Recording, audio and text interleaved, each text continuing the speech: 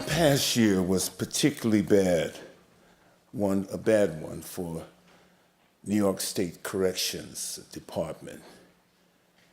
2 convicted murders broke out of the upstate Clinton Correctional Facility, but another drama was unfolding inside the prison, out of public view. Guards carrying on interrogation brutalized inmates who had been housed near the escaped men. But it turned out it was the guards, not the inmates, who were out of control. The Internal Affairs Unit, responsible for investigating wrongdoing by guards, has been an embarrassment for years. Investigators are reluctant to challenge the 20,000-member correction officers union, a potent political force, thanks to a sizable membership in northern New York. And the disciplinary system is so stacked in the union's favor that a guard could be found guilty of brutalizing an inmate and not be fired. But these reporters spent weeks driving around the state interviewing men still incarcerated, as well as many who had been released. Through their interviews and letters, they built trust with inmates who agreed to be quoted by name despite significant personal risk and retaliation for their cooperation with the media. Together, our honorees documented a broken corrections system in which groups of officers, almost always white, and known in some prisons as beat-up squads, operate with impunity, carrying out a vigilante justice on a largely Black and brown inmate population, mostly imported from New York City and its suburbs. The 2016 Hillman Award for Newspaper Journalism goes to Michael Winerip, Michael Schwirtz, and Tom Robbins for their relentless and dedicated effort to speak up for the voiceless and pressure the state to change this corrupt system.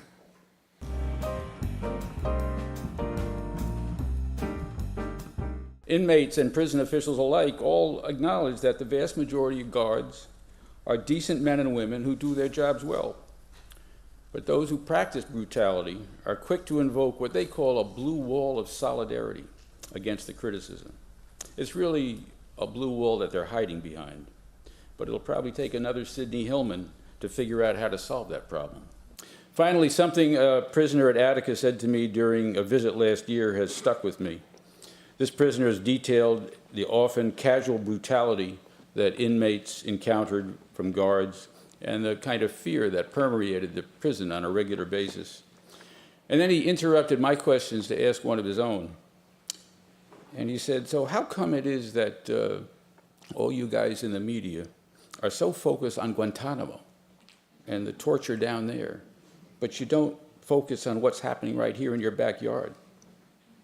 So it was a pretty good question, and at the time I was stuck for an answer. So we tried to write one. I want to thank the Hillman Foundation for honoring our work. Michael Winerip will talk more about how we did this story. In the right kind of world, the New York State prison system is a public entity. You know, it's funded by you folks and by us. It should be open to us and accessible to us, but it's not. It's us and them. So when we started doing these stories, in the right kind of world, what would have happened is we would have gone to the public information person for the New York State Department of Corrections and said to him, we'd like to go visit Great Meadow Prison. We hear there are a couple of inmates we'd like to interview there. And they'd say, sure, we'd set it up for you, and a couple days later we'd walk in there and be able to interview the prisoners. What happens instead is that they will do anything to stall you and obstruct you.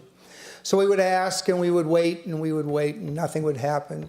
So we finally we'd get in the car and we would go, and we'd go to a prison, and we'd go in as visitors. And if you ever wanted to know or get a sense of what it's like to be, just a little sense of what it's like to be an inmate, it's just go into a prison as a visitor and see just how poorly you are treated, and what you feel and what you're trying to do, how little it means.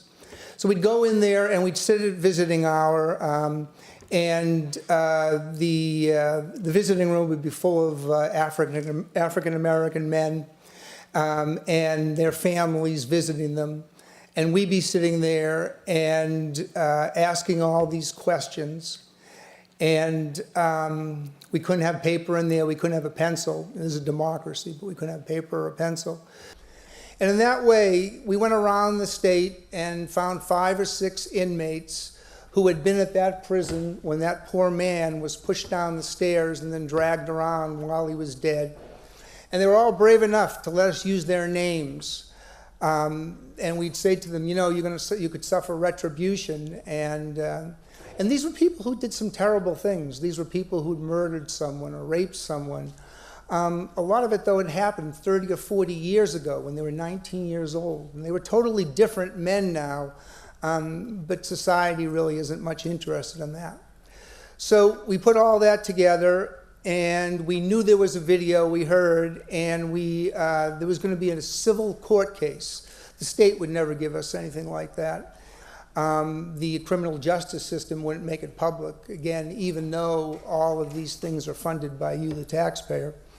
So we sat at a trial, a civil trial, and our attorney made an appeal to the judge, and we got the video, which, as you saw, was so powerful.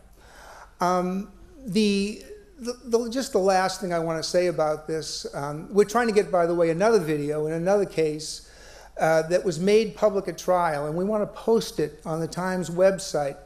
And even though it was public, because the correction officer was found not guilty, the case is sealed and we can't have that video. So we think of ourselves as having a democracy, but it's a limited democracy. Good journalism is time. And I worry in this time that we're living in, where newspapers are bleeding money, and very few now have the time. I fear for our democracy, and I feel very lucky to work for a newspaper, The Times, that still gives you the time to tell the stories.